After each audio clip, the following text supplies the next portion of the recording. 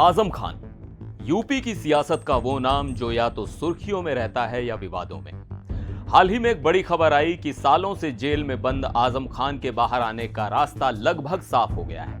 उन्हें एक केस में जमानत मिल गई है और इस केस का नाम है क्वालिटी बार केस।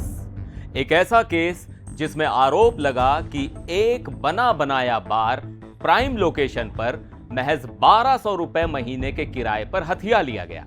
जी हां, आपने सही सुना, सिर्फ 1200 रुपए।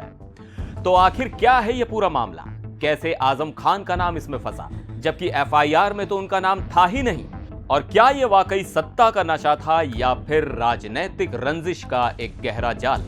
चलिए आज इस क्वालिटी बार केस की पूरी फाइल खोलते हैं एक एक डिटेल के साथ। तो कहानी को समझने के लिए हमें चलना होगा साल 2019 में। रामपुर जो आजम खान का सियासी गढ़ माना जाता है, यहीं पर हाईवे पर एक जगह है क्वालिटी बार।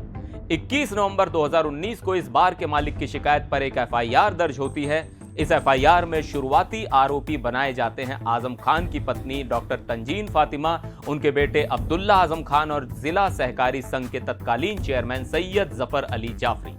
यानी इस एफआईआर में आजम खान का नाम कहीं नहीं था। तो फिर वो इस पिक्चर में कैसे आए?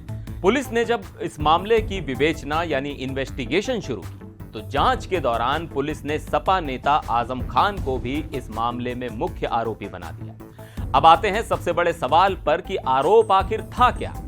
और यह आरोप बहुत स्पेसिफिक है, तारीखों और नंबरों के साथ। ध्यान से सुनिएगा। आरोप है कि मंत्री रहते हुए 13 मार्च 2014 को आजम खान ने अपने प्रभाव का इस्तेमाल कर जिला सहकारी संघ लिमिटेड की 169 वर्ग गज जमीन, जिस पर क्वालिटी बार बना था, उसे मात्र 1200 रुपए महीने के किराए पर अपनी पत्नी डॉक्टर तंजीन फातिमा के नाम आवंटित करवा दिया। इतना ही नहीं, आरोप यह भी है कि इसी के साथ लगी 302 वर्ग मीटर की एक और जमीन सिर्फ 300 रुपए प्रति महीने की दर पर उन्हीं के नाम किराए पर दे दी गई। और फिर कुछ महीने बाद 22 जुलाई 2014 को उनके बेटे अब्दुल्ला आजम को इसमें सह किराएदार के तौर पर जोड़ दिया गया। आरोप है कि यह सारा खेल जिला सहकारी संघ के तत्कालीन चेयरमैन सैयद जफर अली जाफरी की अध्यक्षता में प्रस्ताव पास करवाकर किया गया। इस पर आजम खान के वकीलों ने कोर्ट में क्या कहा? उनकी तरफ से दो बड़ी दलीलें दी गई।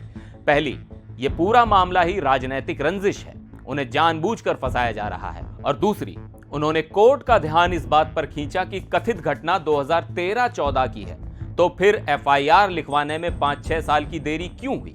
ये देरी ही साबित करती है कि यह मामला असलियत नहीं बल्कि रंजिश है।